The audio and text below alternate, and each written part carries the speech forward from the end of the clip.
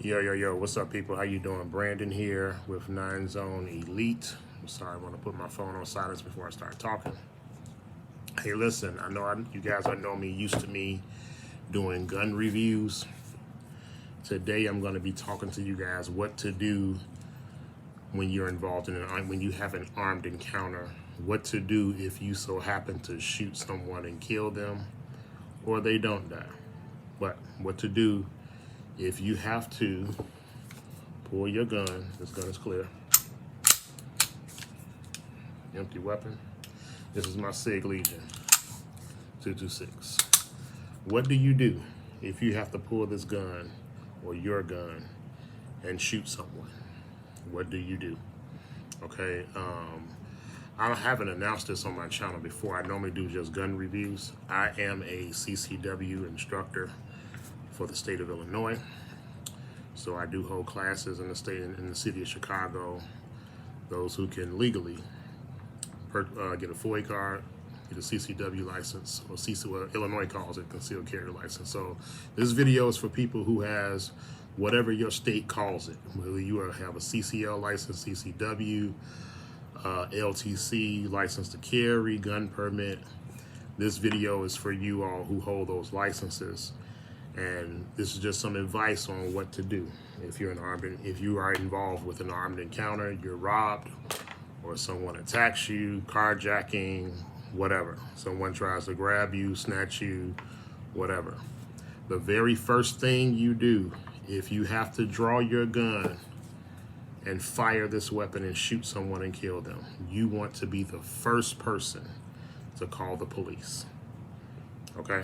Now understand, and I also understand, that if you have to pull that gun and shoot someone, you got a few things going on in your body. You have fear, anxiety, nervousness. Your mind is jumping all over the place. You want to be the first one, not the third, fourth, or fifth person. You want to be the first one to dial 911. That's number one. If you're ever in an armed encounter, you want to be the first one to dial 911, not the third, fourth, or fifth person. Okay? Because you don't want that 911 operator getting things, third and fifth hand. So you want to be the first one to dial 911. If you can, be the very first one to dial 911. Number two, you want to be very careful what you say to that 911 operator. And in my classes, I say this a lot to the ladies, because you guys can be a little emotional, especially if you've shot someone and killed them. You're kind of in shock. You're upset. If you were attempted to be robbed, you're upset. You're emotional, and there's some guys that are like that too. You have to be very careful what you say to that 911 operator. You are on a recorded line. Okay, so it's like, oh my God, I just shot somebody. Just came in and I just shot him. Because see, this is what I tell people in my class. You have to control those emotions. Okay? Take a deep breath. If that person is lying on the ground dead or dying, first thing you do, dial 911. Second thing, what you say to that 911 operator. First thing you say is, I was attacked, feared for my life, had to defend myself, shots were fired. You want to make sure you say shots were fired, because now I don't know about any other state, but here in Chicago, if you don't mention shots were fired, the police may not come that quick. Once you mention shots were fired, and mind you, depending on where you are, silencers and suppressors are illegal in Illinois. So you're going to hear those guns. You're going to hear guns. Somebody around you is going to hear gunfire. They're probably going to call 911. So you want to say, I was attacked, feared for my life. I had to defend myself. Shots were fired. Do not explain your story to that 911 operator. Okay? Let me repeat that. Do not explain everything that happened to that 911 operator. I was attacked, feared for my life. Had to defend myself. Shots were fired. If the 911 operator so happens to ask you, well, what happened? I was attacked. I feared for my life. I had to defend myself. Shots were fired. Okay? Number three, while you you want to give a very distinct description of yourself. My name, after you say I was attacked, feared for my life, had to defend myself, shots were fired, you want to give them your name. I'm going to use me. My name is Brandon. I'm an African-American male. I have on a red, white, and blue jersey. I'm bald. I have a beard. And I'm at so-and-so address. Let them know your location. It doesn't have to be an exact address. Let them know your location. Okay, so number one, be the first one to call the police. Number two, be careful what you say to that 911 operator. I was attacked, feared for my life, had to defend myself, shots were fired. My name is Brandon. I have on a red, white, and blue jersey. I'm an African-American male. I wear glasses. I'm at such and such location. Okay? Please send the police and medical attention.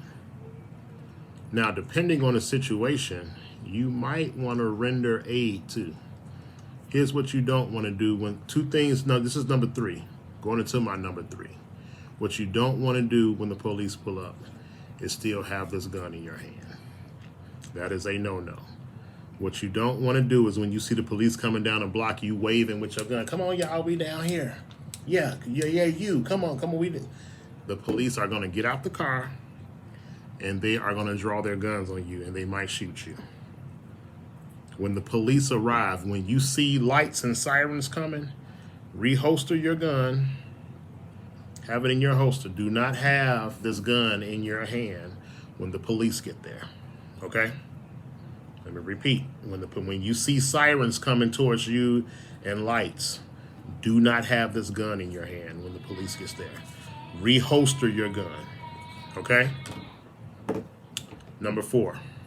When the police gets there, when they pull up, they're going to ask you what happened. And depending on if you have concealed carry insurance, this is another disclaimer. I'm a USCCA member. USCCA, I pay $22 a month for my concealed carry insurance. If I so happen to shoot someone, that's going to be your next call after the police gets there. If you have concealed carry insurance. Now, there are other companies out there. You have Texas Law Shield, and I forget the name of these other companies, but I'm a fan of USCCA. Okay, you get a $2 million policy. Okay, it covers a court case, it covers a civil case. If you so happen to shoot some pastor's son and they want to sue you civilly, USCCA will cover you for a civil case or court case. They'll cover your legal fees. They'll cover your attorney's fees. And I believe if you're off work for a certain amount of time, they'll cover up to 80% of your wages while you're off work. $22 a month. That's something you want to invest in. You all spend that on Starbucks and McDonald's and gyros and hot dogs. $22 a month. Okay? Invest in concealed carry insurance. Okay, so this is what I tell people to tell the police. You know, hey, I'll cooperate. Here's my weapon. I'll be more comfortable when my attorney gets involved. Now, another thing that may happen, they might put you in handcuffs. Don't freak out on them. I'm the one that got robbed, and I'm the one that's why am I handcuffs? Because it's for their safety. You're not under arrest, you're being detained. So understand, when you're involved in the shooting, you're going to be detained. You might get handcuffed, and they are going to confiscate your weapon and launch a full investigation. Okay, so let's do a little recap. I'm at 9 minutes. I didn't want to go no more than 10 minutes, so I got about 55 seconds. Number 1, be the first one to call the police. Okay, don't be the third, fourth, or fifth person to call the police, okay? Number 2, when you get that 911 operator on the phone, you are on a recorded line. I was attacked, feared for my life, had to defend myself, shots were fired. My name is such and such. I have on a red, white, and blue jersey. I'm at such and such address. I need police and medical assistance, okay? Number 3, when the police gets there, do not have this gun in your hand. Not this gun. Do not have your gun in your hand when the police get there. Your gun is reholstered. Okay, and you are fully cooperating with law enforcement when they get there. Okay? Number 4, when they get there, if you have concealed carry insurance, let them know you will cooperate with them and you'll feel more comfortable when your attorney is involved. Don't say, let me tell you something. Now, I've never been involved in a shooting, but I just know police. Do not say, okay, let's sit down and discuss what happened. You want to wait until because you don't want to say something that will incriminate you.